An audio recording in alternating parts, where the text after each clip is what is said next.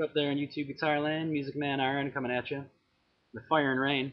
Um, kind of had to take my shot at it. There's about 9 billion versions of people doing this on the internet. And I'm just such a big James Taylor fan, and I have so many lessons of him on YouTube here.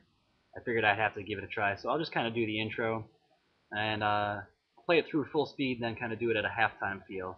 So you can kind of see the chord shapes, and then you can kind of go from there. Again, but if you want any more in-depth or this isn't helpful to you, there's so many versions of this out there. But I'll give it my shot.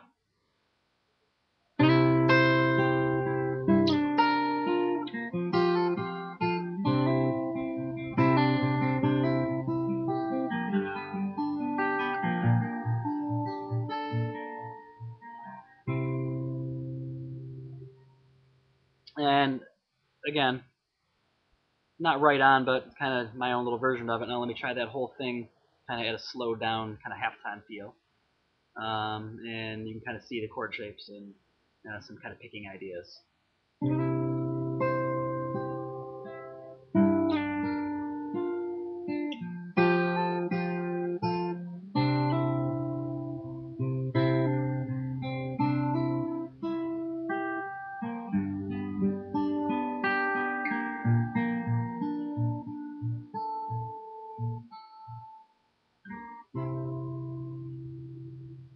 And basically those chord shapes, you're doing kind of like a double pluck slide here at the very beginning, from the 4th fret to the 6th fret on the G string and with the open A string, and then kind of fretting it down.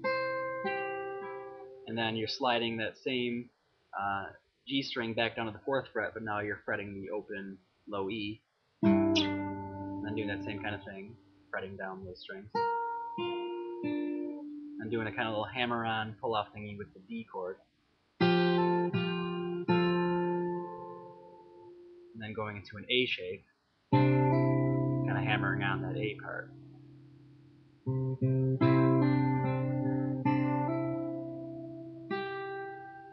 Then into an E chord, to a G, but instead of being a G, it's kind of a G7, where you're not fretting the 3rd fret, you're fretting the 2nd fret of the high E. And then they would take you into that A just yesterday. So anyways, kind of like a slowed down half version of it, halftime feel. And hopefully this is helpful, but again, like I said, if this isn't and you want more detail, there's tons of them out there. I just felt the need to at least throw my little hand out there because it's such a wonderful song. And I love me some James Taylor, as I'm sure you do too. Music Man RN out.